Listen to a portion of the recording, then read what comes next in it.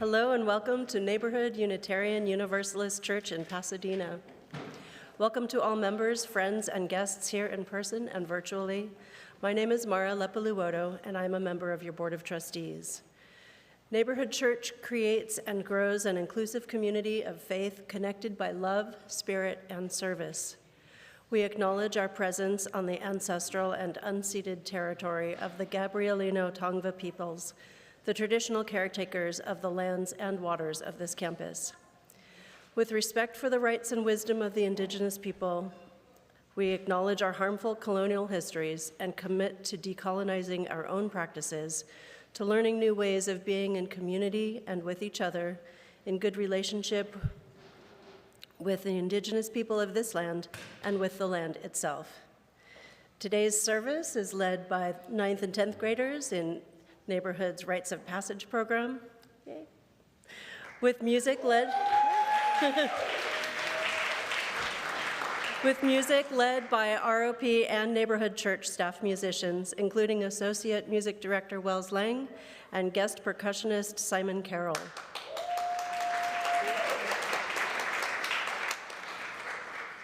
Please take a moment to silence your devices as we begin our service.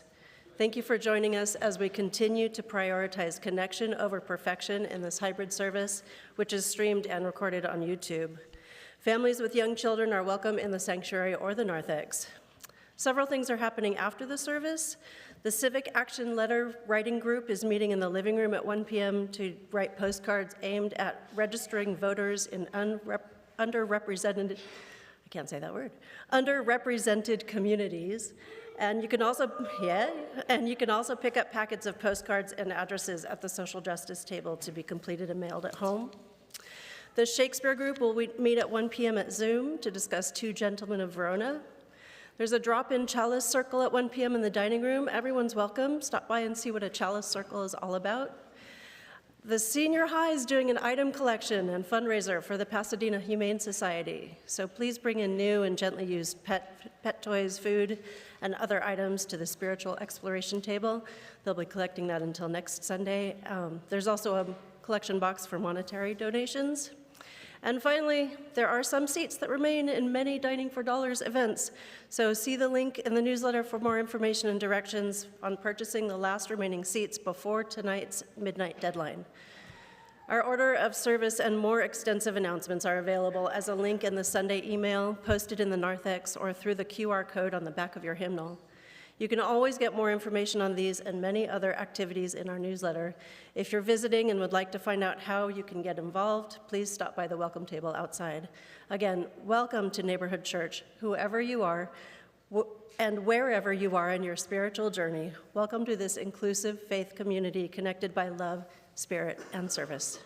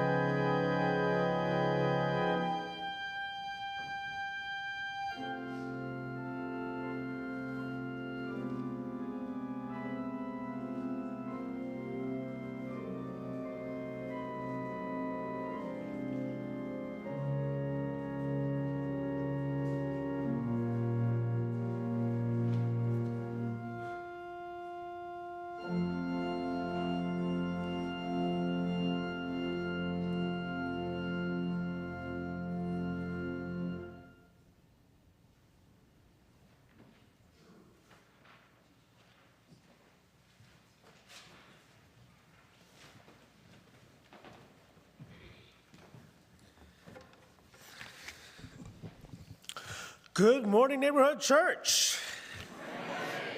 We are so happy you are here to share in this tradition with us today. As teachers of the Rites of Passage class, it has been our pleasure to guide the youth you see before us as they explore and learn to articulate their Unitarian Universalist faith. Though we would like to take full credit for the accomplishments these young people on this chancel, we can't. They came to us shaped by years of life experiences outside of neighborhood from their schools, parents, communities, and families. Additionally, this year's class was unusually well bonded from the start, as they all knew each other from prior years of OWL and other RE classes. So the young people you're about to hear from today truly are reflections of this beloved community. We still had some work to do in class, though, and in our roles as mentors, we helped them sort through all they've learned to hone in on who they are and what they believe. And at each juncture, they impressed us by being unafraid to seek their own answers to these questions and to share them, first with us and now with you.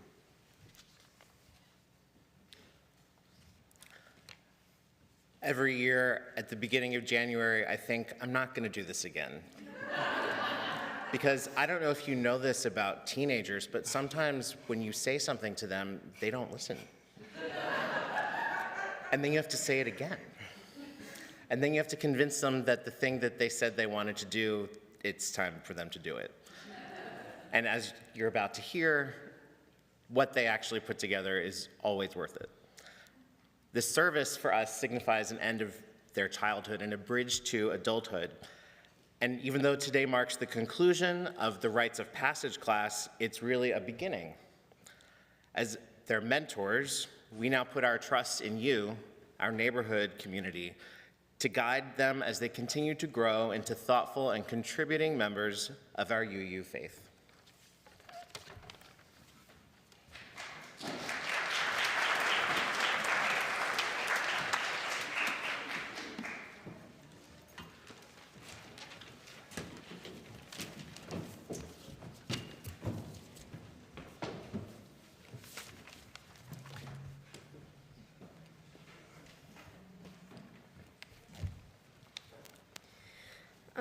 We all know what it was like. The world was alive once, when we were littler. The trees whispered words, animals spoke to us with their eyes, playgrounds could become castles, the stars somehow told us we were special. Life could speak. The magic isn't imprisoned in childhood, though. We all continue to have moments when we come alive, wonderfully, lost in work or school projects, or our creativity, a visit with friends, or simply wrapped up in a good book. Actually, in so many things. Freshly baked bread, blackberries, a deer standing still staring at us without blinking, children younger than us laughing. For these fleeting moments, we lack nothing. We know what rich really means. And it's not that these moments of awakening don't still happen. There's just something about how we've got things organized that places a fog between them and us. It's surprising, actually, how easily we let dullness sink in, how often we allow life to be muted. Sometimes we forget what it feels like to be fully awake and for life to be fully alive. But remembering these things opens a door for us to find our way back. We light this chalice as a reminder that when the dullness and fog inevitably do sink in, we simply need to keep opening that door and find our way back to being fully alive.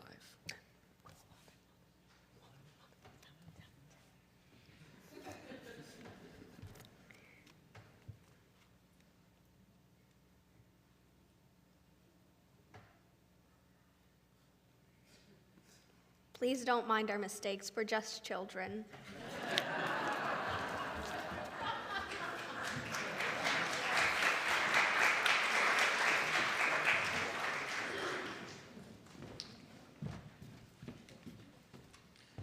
Good morning.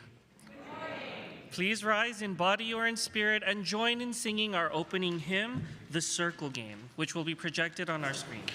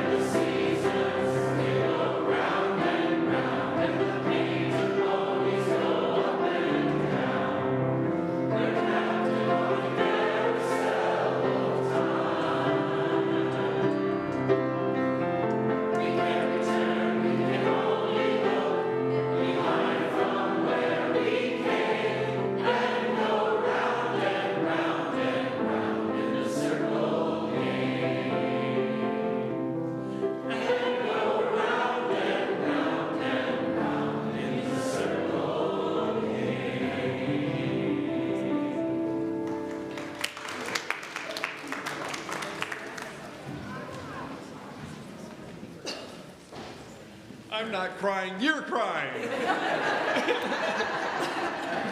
Oh my goodness, so moving. Good morning, I'm Matt Vasco, your Director of Spiritual Exploration. It's a pleasure to be with you all on this wonderful ROP Sunday.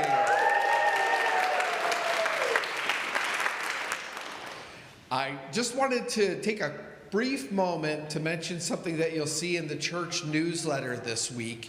Our friends at CLU, Clergy and Laity United for Economic Justice, have reached out to us and asked us to help them collect baby items.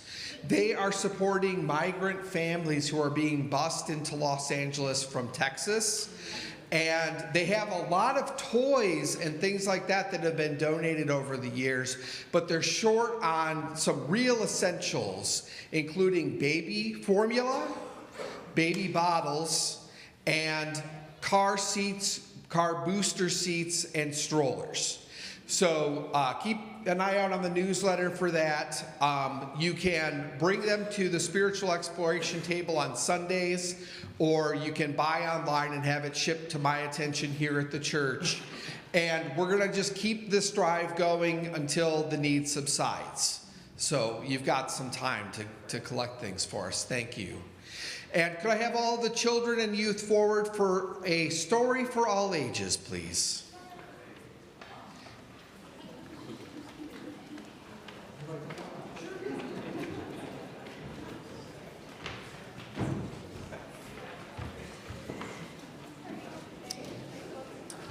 Grab a log. You guys are awesome. Thanks. So, a big part of the rites of passage process is about helping our ROP youth find their own true north, find their right path. And so I chose this book today from Peter H. Reynolds called The North Star.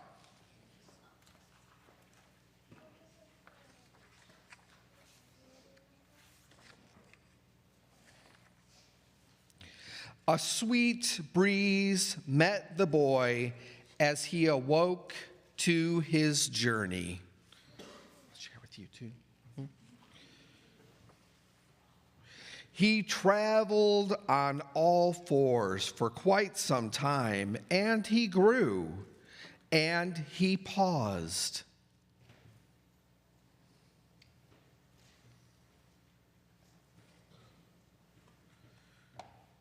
One day, he had the urge to stand, to walk. It made his journey easier. He could run too, but for the most part, he walked. He wasn't afraid of much. There he is smelling a flower.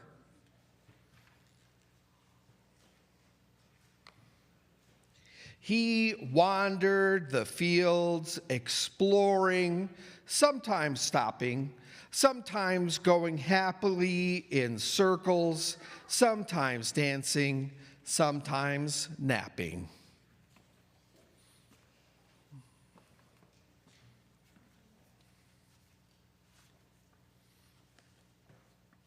One day, the boy saw an oak leaf drift and land in the water.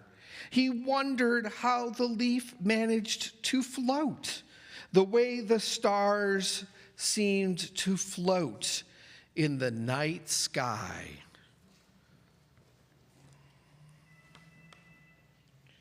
A spray of sand interrupted his thoughts. "Where are you going in such a hurry?" the bunny asked the boy. But the rabbit shot out of sight, disappearing onto a path the boy had never noticed before.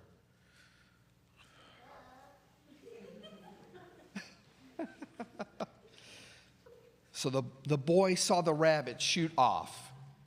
The boy left the floating leaf and wandered toward the path. He saw a cat. The cat purred gently.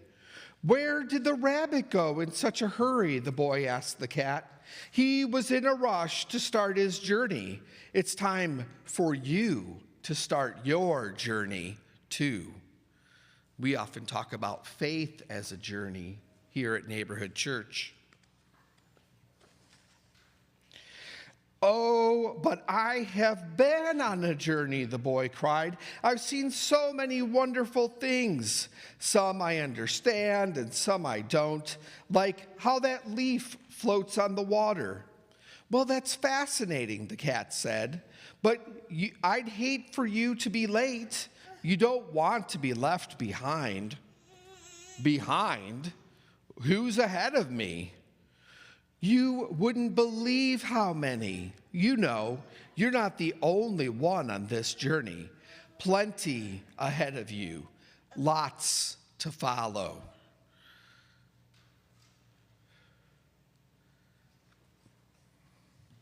The boy began walking down the path. It stretched out far ahead of him. And there's a sign that says, "This way."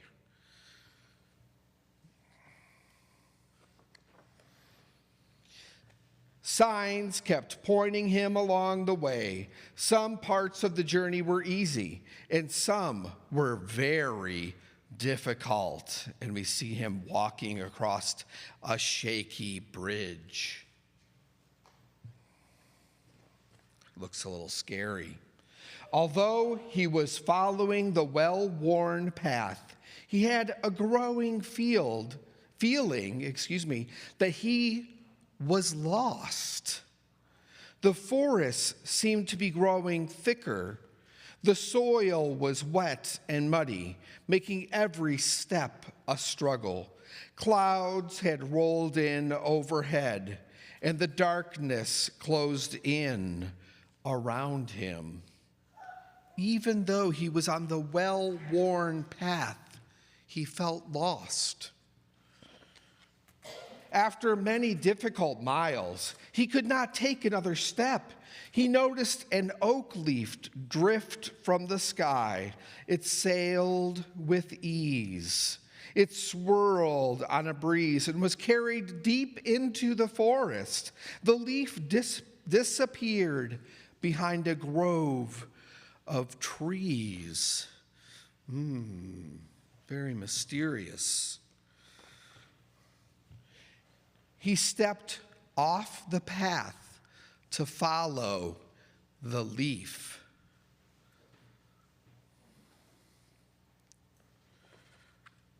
The boy found the leaf floating on a pond in a peaceful clearing, like a delicate boat on a dreamy voyage. His thoughts were interrupted by a voice. "Oh, there you are. I was worried," said the cat. "Don't wander off like that. Now hurry, you're falling behind." I wonder what that means. So the boy ran and ran and ran. He ran as fast as he could, and as he ran, he noticed the forest getting darker and thicker. The muddy ground became covered with water. He could no longer even see the path. He sloshed through the swamp until he came to a clearing in the forest. And then he saw a bird.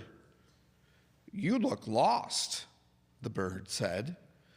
"I don't think so. I'm not sure if I'm lost," the boy replied. "I really hadn't thought about it." "Hadn't thought about it," said the bird. "You must have some idea where you're going, yes?" The bird is quizzing him. The bird is sitting on a sign that says "this way" with an arrow pointing like that. "Well, I've been following the path. It seems as if many people have taken it before me, and there have been many signs along the way. And a very helpful cat guided me back to the path when I started to wander. The crickets fell silent as the bird asked, "But where are you wanting to be going? Where do you want to go?" "I'm not sure," said the boy as he looked around at the dark, tangled swamp. "But I do know that this isn't where I want to be. I guess I am lost." The bird said, "Ask yourself where it is you want to go, and then follow the signs you already know." It's always good to get helpful advice from a bird, right? "What signs? Where are they?" the boy said. But the bird flew off into the cloudy night sky. The boy looked up into the sky, something he had not done in a very, very long time. He tried desperately to see where the bird had gone. And as he did, the clouds seemed to melt. And there, above him, ...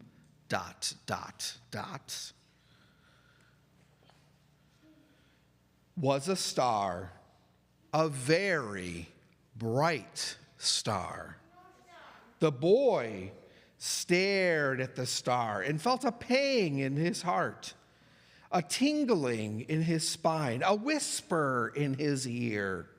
He could hear the star. The voice sounded so familiar.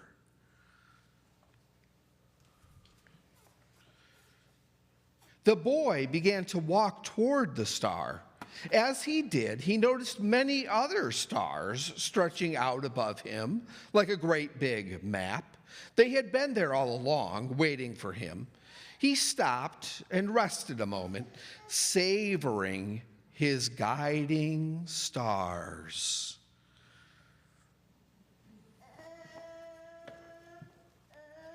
"What are you staring at?" croaked a voice behind him.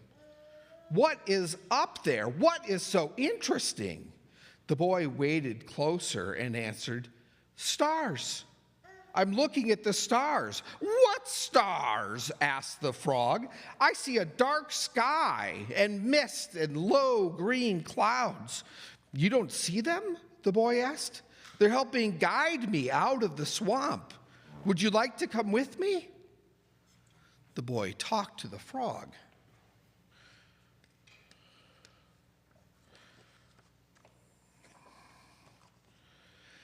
"No, thank you," the frog smiled. "I'm quite at home here in the bog. I swam here as a tadpole and grew up here, and here I will stay." The boy realized at that moment that everyone has a different journey. Different signs and different stars, their own constellations. The boy left the frog, who croaked a farewell. "Good luck to you on your journey."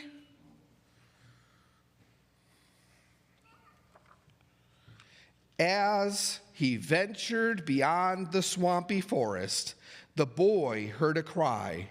It was the rabbit, who had been in such a hurry earlier. Looking tired and hungry, he was stranded on a limb in the middle of a rushing river. Oh my goodness.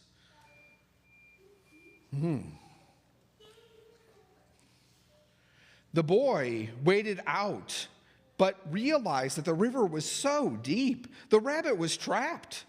Then he saw an oak leaf drift by. It gave him an idea. The boy fashioned a boat out of swamp grass and twigs and rescued the rabbit. There's the rabbit in the boat made of twigs. The boy smiled, having helped make the rabbit's journey easier. There's the rabbit back on his way.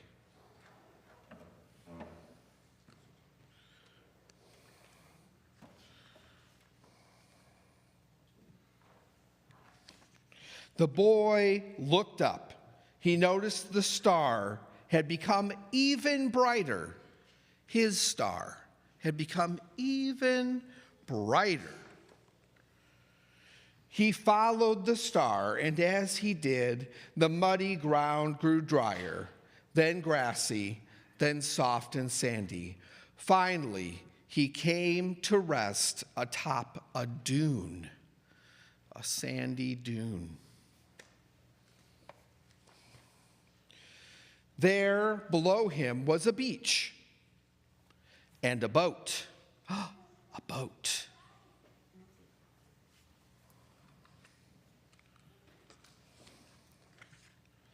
The boy looked out toward the horizon. The star glowed steadily, reminding him that he still had a long journey ahead. But it was his own journey, his very own wonderful journey. The beginning.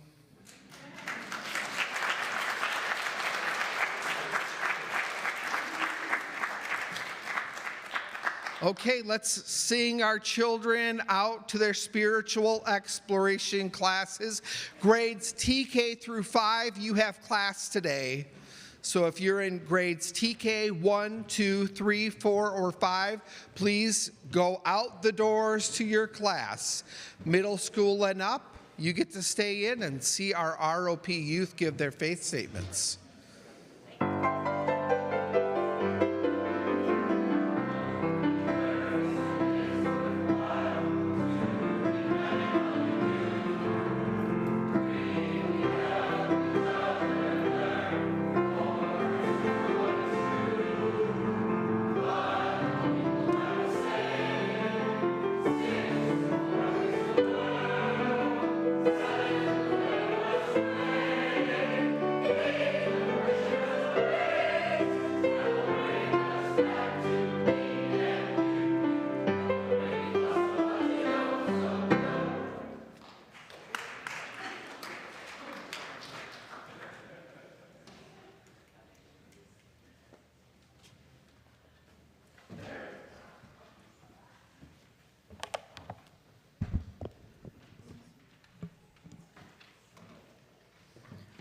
Weavers of One Story by Leah Ongiri. Here we are, together, each facing our different human tasks, or maybe the same central one, to embrace the lesson life delivers, to discern and respond as we grow, to refuse harm and cherish flourishing. May we know ourselves as vessels of infinite possibility, holders of each other's heartaches and tales of joy alike, weavers of one story, in which we each have our part.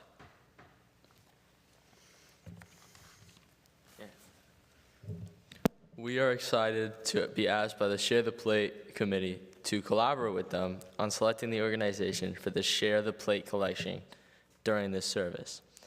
We wanted to make sure that the organization selected focus on environmental justice, because combating climate change and reversing the damage to our planet is a passion point for many of us. While researching many local nonprofits that focus on this issue, we learned about Northeast Trees. Northeast Trees is a local organization that helps heal environmental injustice through urban forestry, nature-based design build, habitat restoration, and workforce development. They work in underinvested communities in Los Angeles County to build climate resiliency through stewardship, planning, design, and community engagement. Many of our congregation participated in a tree planting with Northeast Trees last week in honor of Reverend Omega's installation. Northeast Trees was founded over 30 years ago by a member of this church, Scott Wilson, We were inspired to learn that an organization that has done so much good as Northeast Trees was started by someone who sat in these seats and walked on this campus. That showcases for us the possibilities that can happen when someone is dedicated to make a difference in their community.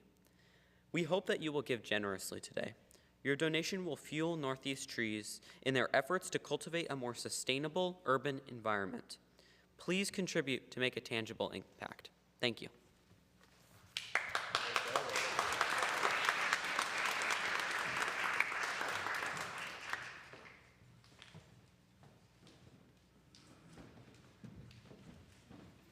Will today's volunteers please come forward? Thank you all for giving generously.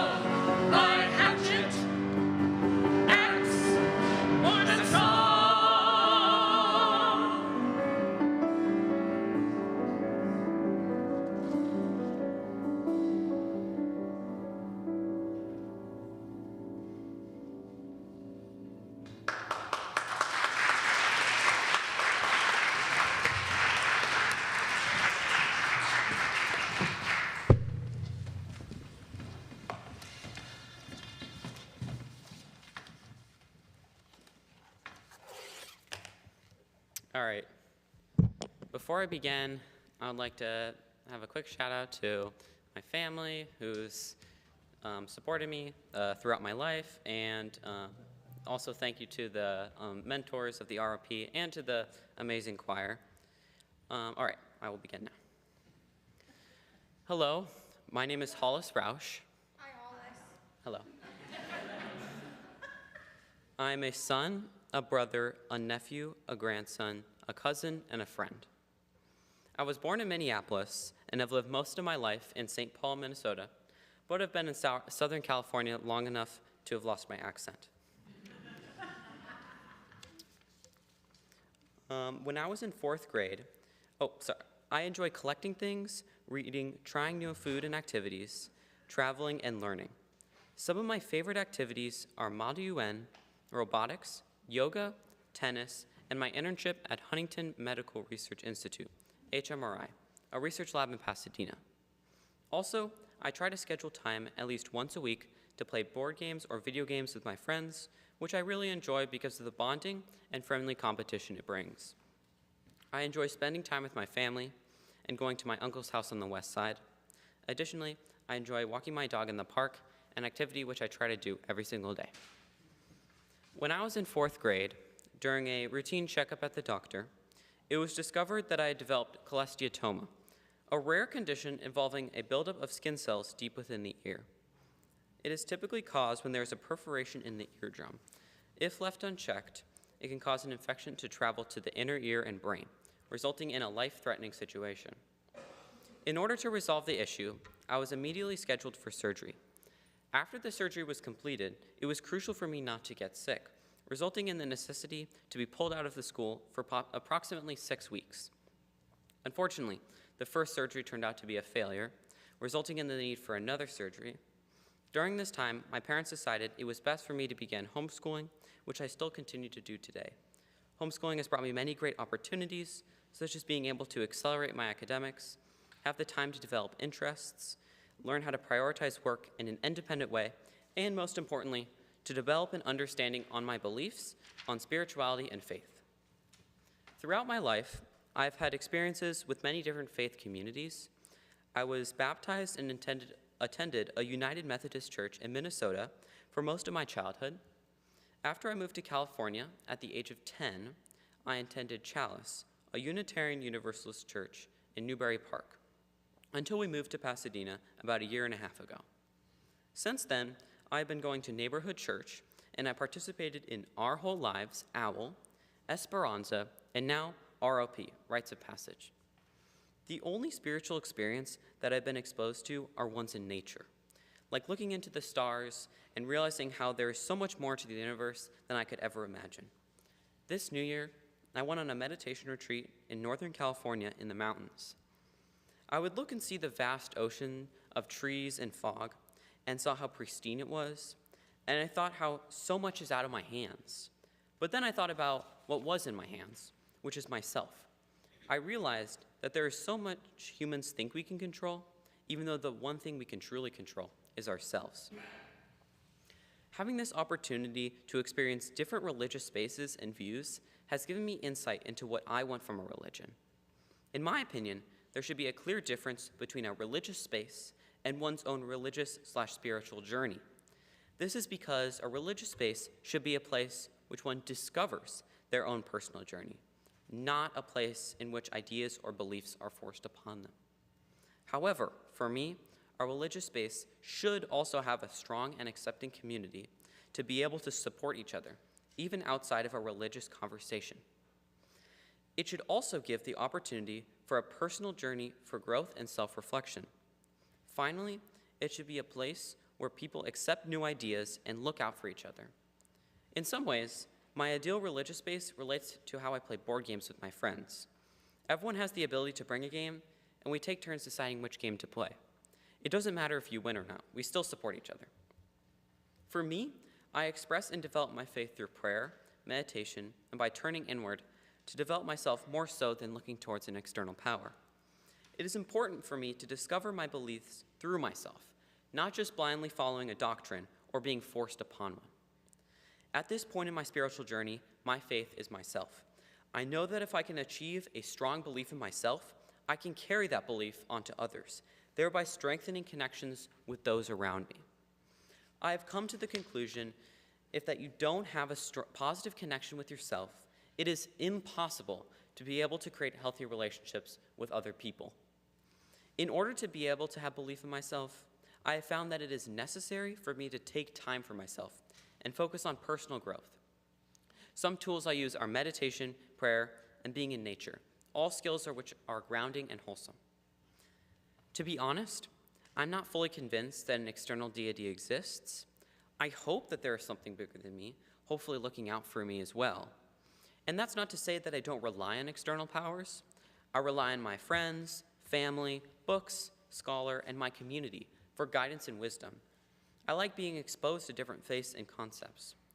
I like being part of the Unitarian Universalist community because the Unitarian Universalist religion itself draws from many different spiritual points. Being part of such an open-minded religion has allowed me to learn about different faiths while also developing my own. Something that has stuck with me over the years is a quote by Ralph Waldo Emerson, a Unitarian minister himself. He said, "The only person you are destined to become is the person you decide to be." By exploring my personal and unique faith, I can discover who I want to be instead of being told by someone else. Thank you.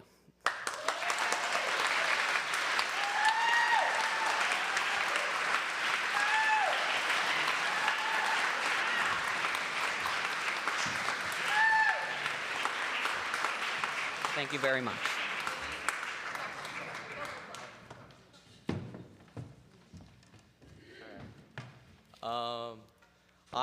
I need to adjust this. Give me a second.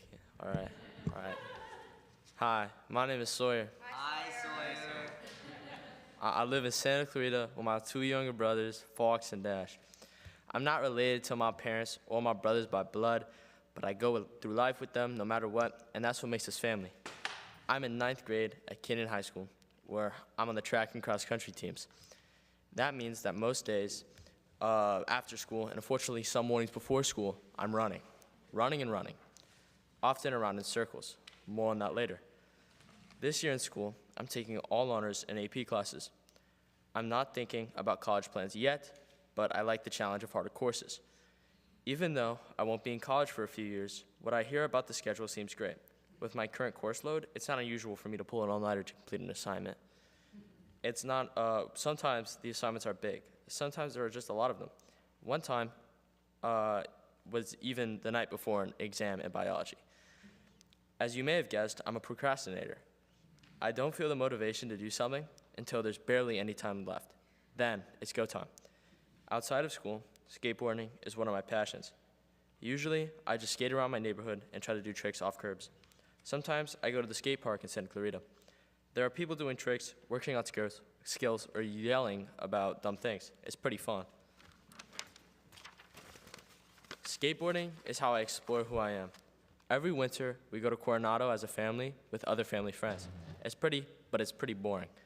But with my skateboard, we mapped out the entire island. We left from the hotel and skated around. We even found a lost dog and brought him to the local rescue center, where they said he was a repeat offender. In that way, I can relate to that dog. My most repeated crimes are staying up too late playing video games, arguing with my parents past the point of logic, and one more thing, procrastinating. I'll admit, how I skate in and around car traffic isn't always the safest, but there's nothing like the feeling of going down a big hill, not sure if I'm going to land or fall until I do or don't. My dad told me that my grandfather likes to say, good judgment comes from experience, and experience comes from bad judgment. If I have my own philosophy, it would be that whenever you trip and lose balance, you end up falling. And even though the fall hurts, we still get up and walk. We learn from the fall. With every experience comes a new way of thinking. If we never make a mistake, nothing would change. There would be no improvement in the world. When there's a problem, there's a solution, and that solution gets improved every time we test the problem. Without a problem, there's no solution, and without a solution, there's complacency. Without failure, there's no success. That sounds good, but if it was that simple, why are there so many problems in the world? What stresses me out the most are things beyond my control. I don't get stressed about homework. I do get stressed about thinking about preparing for my future. I don't worry about public speaking. I do worry about being a good role model for my little brothers. In a world where there are things I can't control, it's those things that keep me up at night, sometimes to the point where I feel like I'm running in circles. I guess that makes it a good thing I'm on the track team.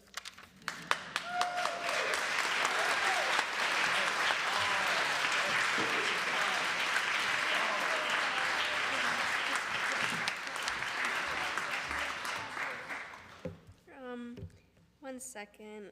Sorry. Before I start my speech, I would like to say sorry to Zal for what I am about to do. Still love you, though. Hello, I am Layla Ozatma. Hi, Layla. Hello, Walter. Hello.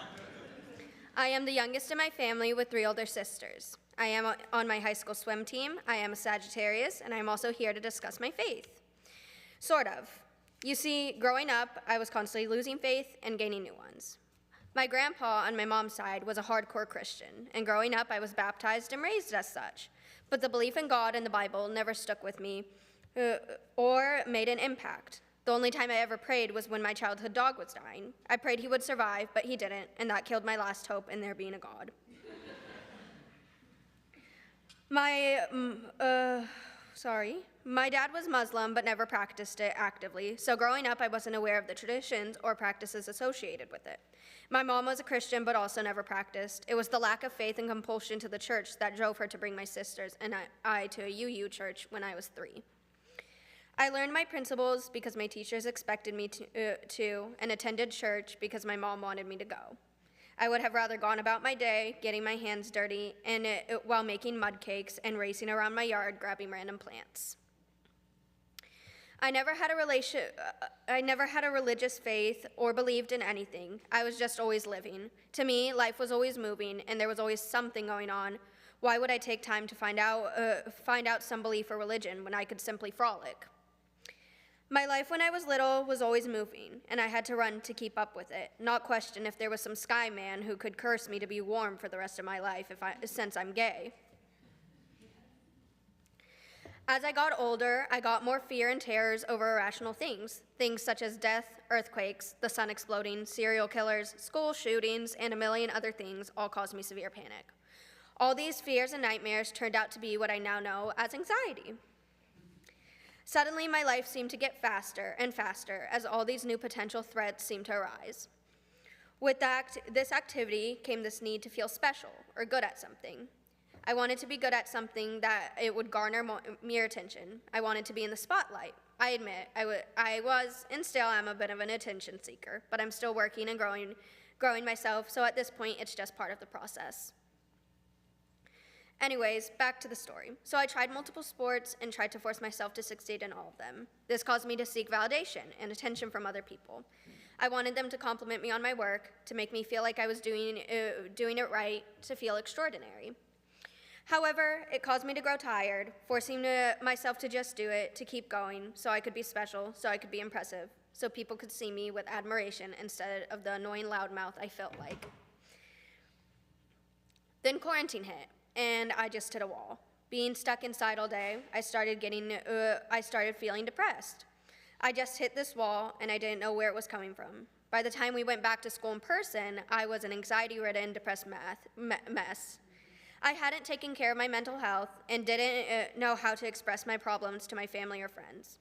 And while I've never admitted this to anyone, I started having issues with other people in school because of my mental health. I was talking bad about people at any chance I got and hanging out with people who I shouldn't have even considered being friends with. They were rude, and I didn't enjoy their company. I didn't want to be them. One of my friends outed me to my whole school Being part of the LGBTQ community is a big part of who I am, and I've always felt very open and confident in my sexuality.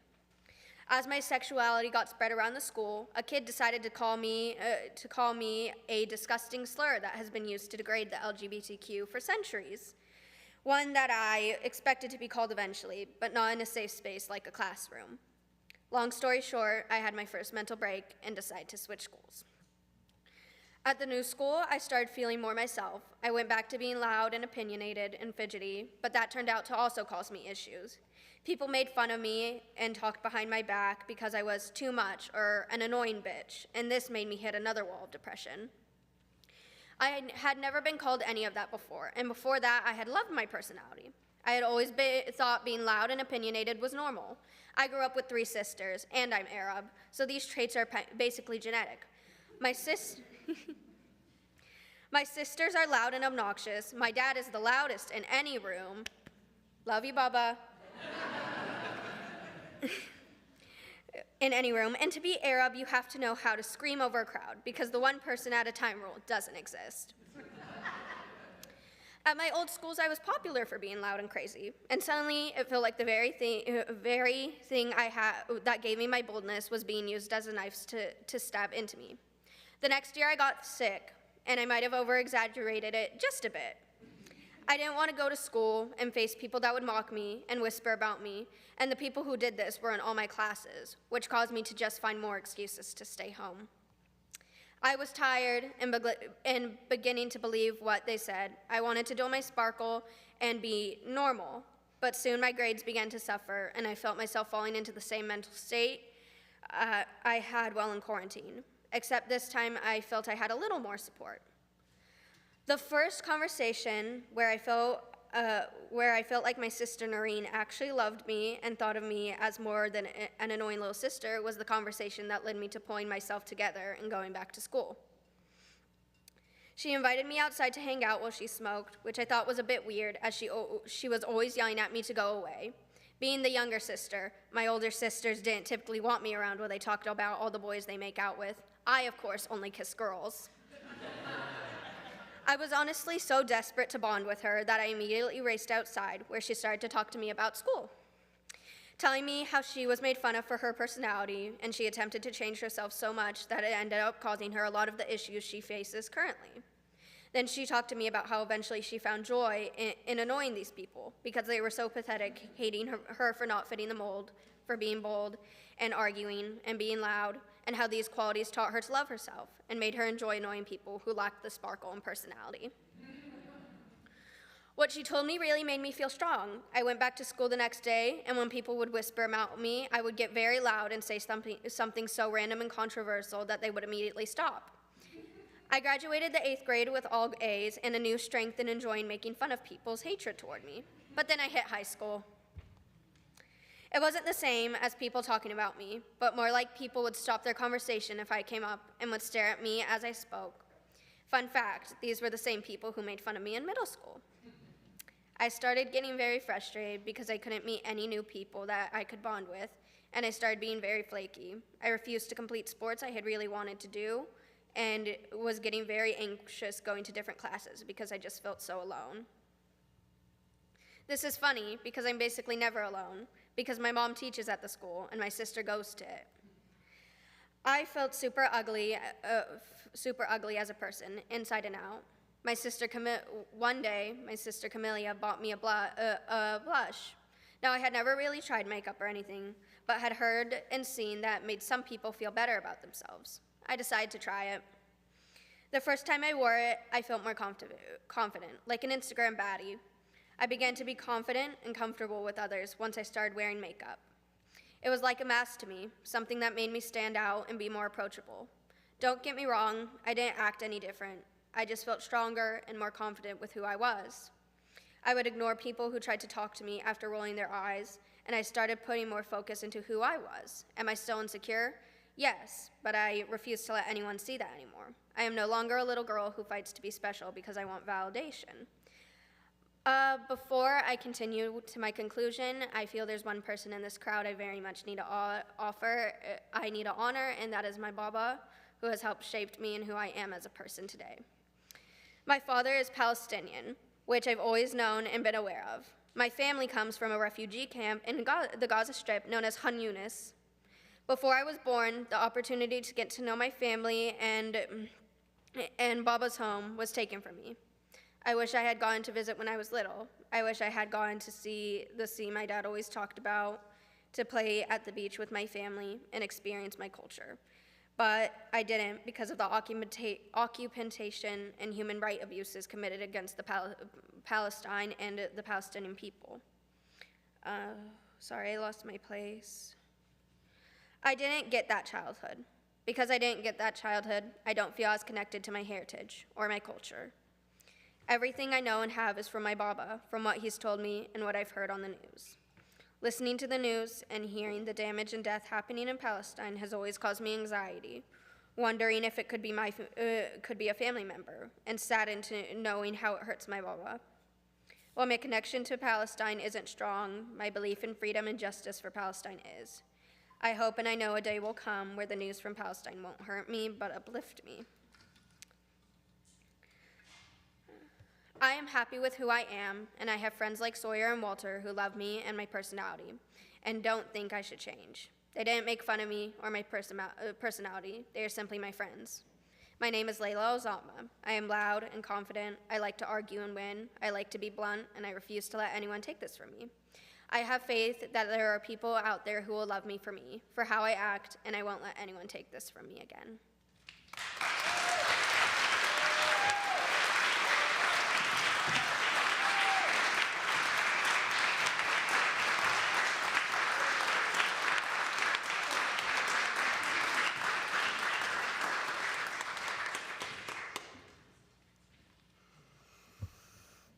Join me in a moment of prayer. Spirit of life, God, Goddess, Godex of many and no singular name, as we are centered in this place and this time, a community gathered to celebrate this rite of passage, remind us of the importance of wonder and the gift of investigating and questioning and honoring our shared faith. Let our community affirm the importance of spiritual exploration that Walter, Hollis, Sawyer, Layla, and Pender have engaged in to articulate their understanding of themselves and our interconnected world. We honor them and their journey. Help them know that we are here for them. We are rooting for them. We are rooting for you, to support you, to grow with you, and to learn from you. For like our ancestors before us and the descendants who will come after us, our lives live within each other, mine in yours, ours in yours, and yours in ours. Spirit of life, let us tend to each other in our transitional times and on the passageways into our next phases, because those phases are always emerging.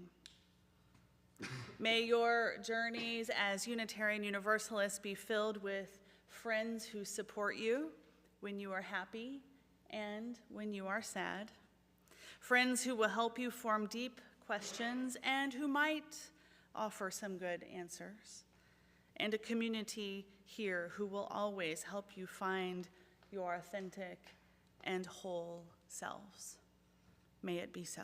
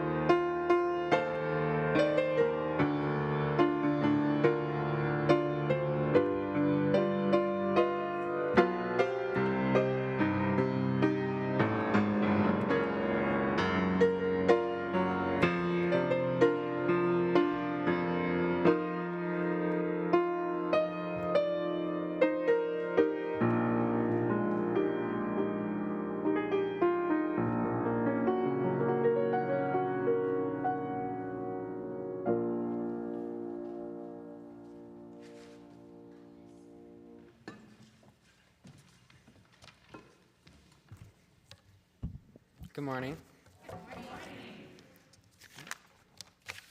My name is Pender Petrie. Hi, Pender. Hi. I'm 14 years old and I'm in 8th grade at LCHS. I go back and forth between my parents' houses in Pasadena and Pasadena, along with my younger sister, Ada.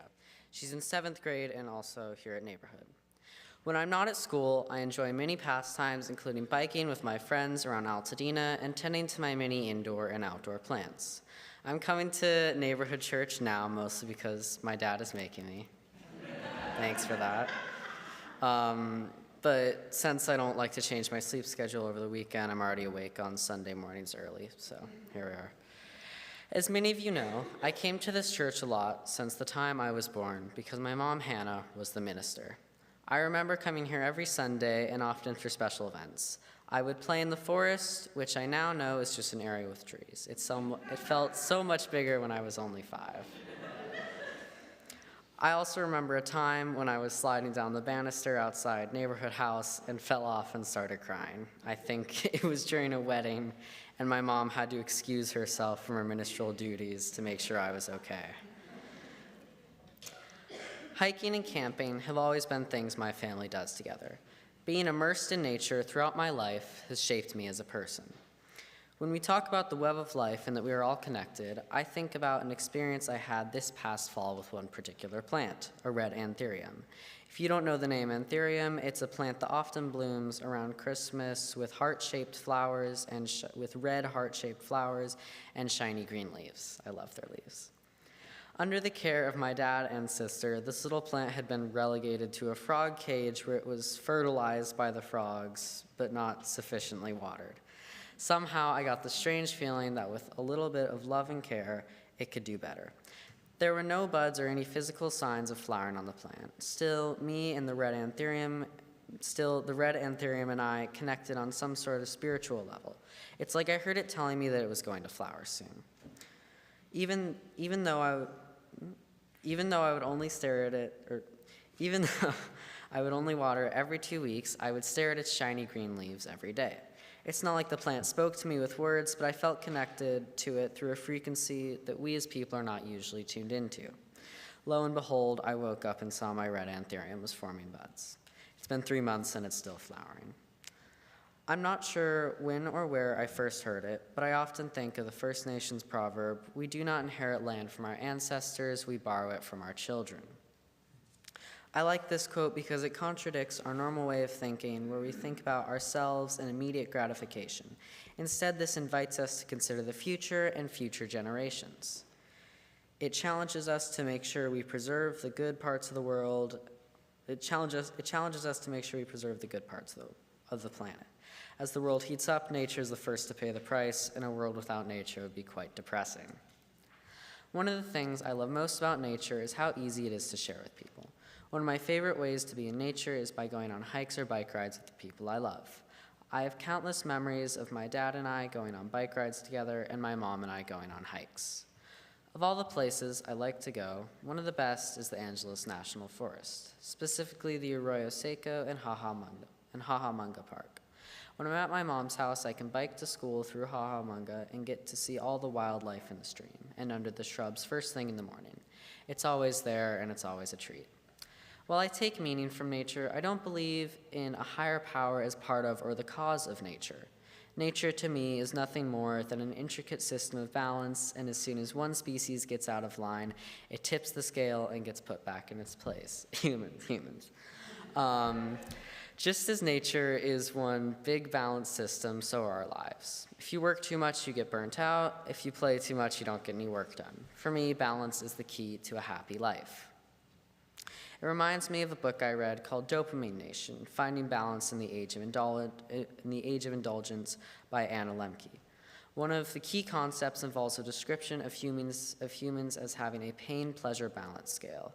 If we indulge too much and get too happy, our natural psychosis will try to bring us back to balance by making us sad again. Some people might think of this perspective as inhibiting pleasure. How can we enjoy good things if we're always aware that bad things will follow? But I disagree. It's like my little plant that endured a life without bloom. In time and with a little nurturing, it came back to life better than ever. My hopes for the future are to be a zero-waste world with gardens everywhere that looks to the future as well as the present through sustainable practices and living in harmony with both in both urban and rural settings. Thank you.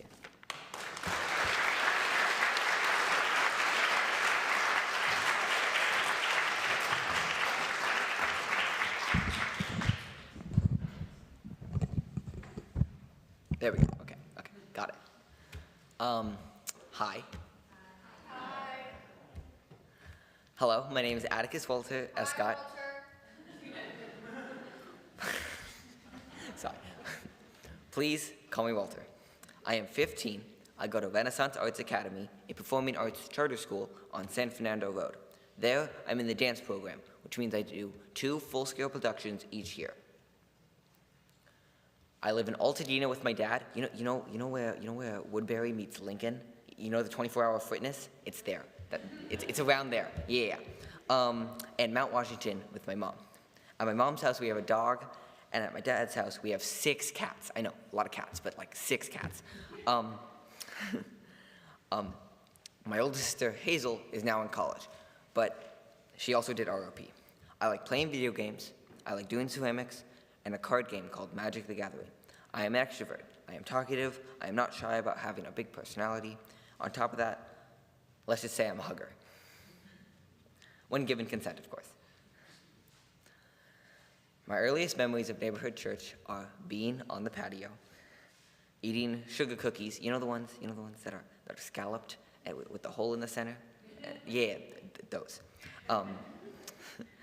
Climbing on the tree that was super low to the ground, and exploring the jungle. Sorry, I lost my place. Okay, I remember the Easter egg hunts, making Yule logs, and always having fun doing the activities that the daycare provided me each week. But sometime before kindergarten, my mom was diagnosed with cancer. I don't remember everything from that time, but I do remember, among many changes, we stopped coming to neighborhood church.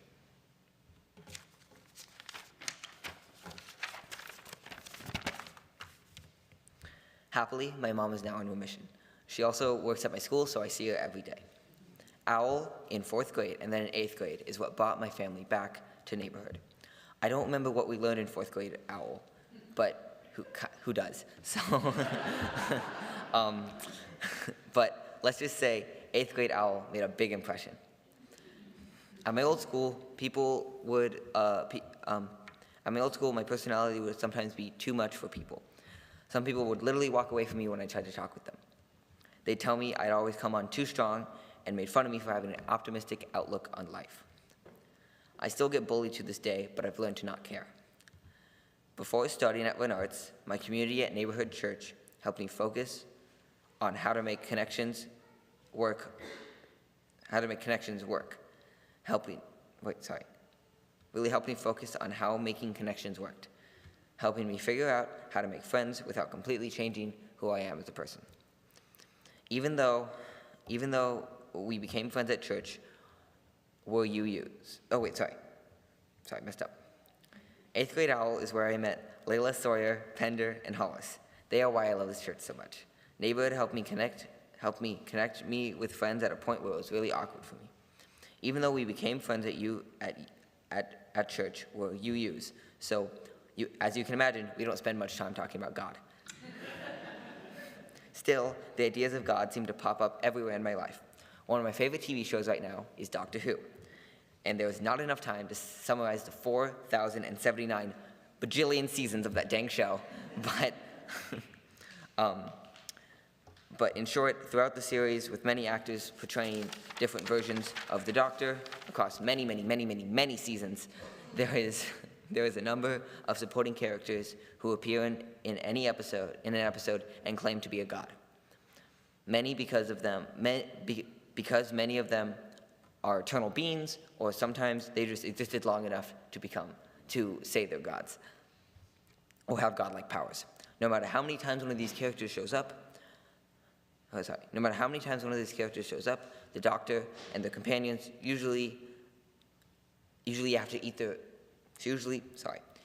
to thwart their evil plan or team up with them for a good cause. It's fun to watch because it's pure fantasy. In reality, the idea of God is not that easy. 2 years ago, I faced one of the hardest challenges of my entire life. One of my stepmom, Jess, Jessica, passed away. Losing her was one of the hardest experiences of my entire life for me, my sister, my dad, and my entire family. Unfairly, many people think of the negative stereotypes about stepmoms, but Jess was nothing like that. She was kind and an interesting person who always saw the best in everyone. She was a beacon of sunshine, even when times were hard. Her death really challenged my thoughts on whether or not I believe in God or an afterlife. It's tricky because while I hope she's in a better place, I really don't know. It's scary to think about. I hope this experience in ROP would give me a better understanding of what I believe. I still do not believe in God or an afterlife, but that doesn't mean my stepmom isn't close to us in our hearts. For instance, she was a big bird enthusiast, especially with crows. I think about it whenever I see a crow land in the outdoor area where I eat lunch with my friends at school. Also, plants. She loved plants. 7 years ago, when me and my dad moved into our current house, the backyard was pretty barren. But after about 2 years, it was a jungle of succulents. I don't believe in a God, but I do believe in Taylor Swift.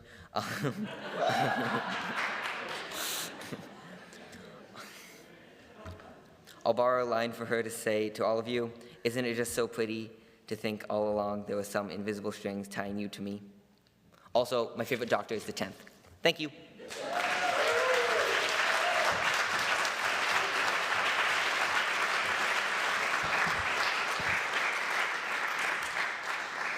I'd like to welcome our senior high youth up with a message for our ROP youth.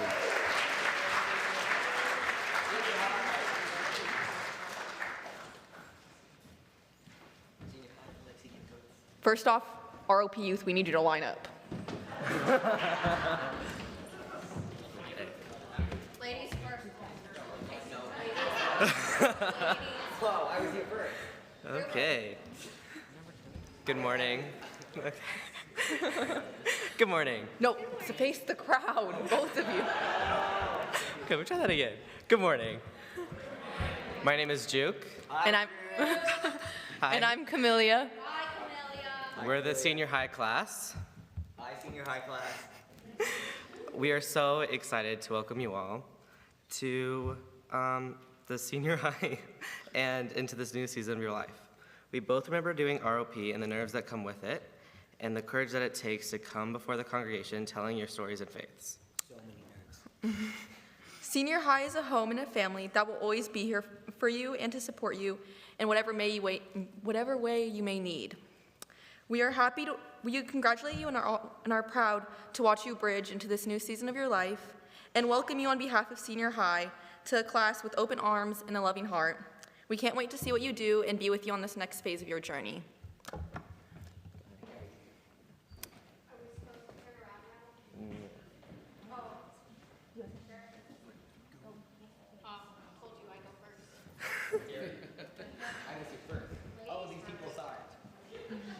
We get a necklace. We get necklaces. This is goated. Thanks. Oh shit. Like a vendor turns around. Oh. Mike is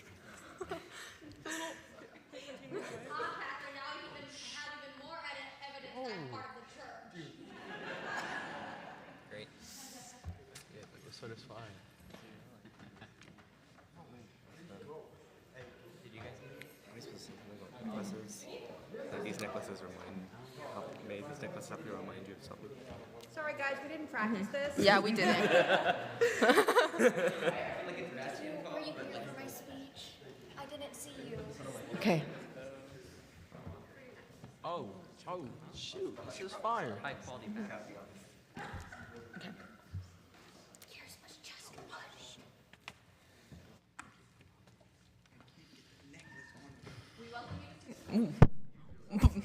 We welcome you to senior high and are glad to have you guys. Woo!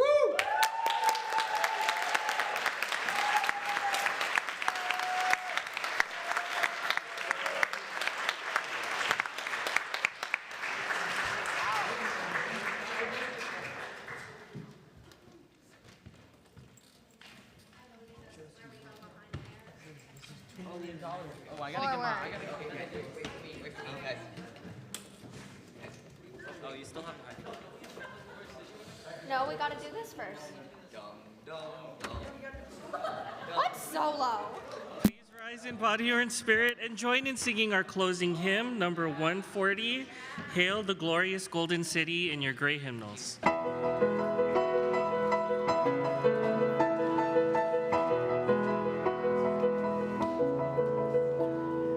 Hail the glorious golden city, pictured by the seers of old, everlasting light shines o'er it, wondrous things of it are told. Wise and righteous men and women dwell within its gleaming walls.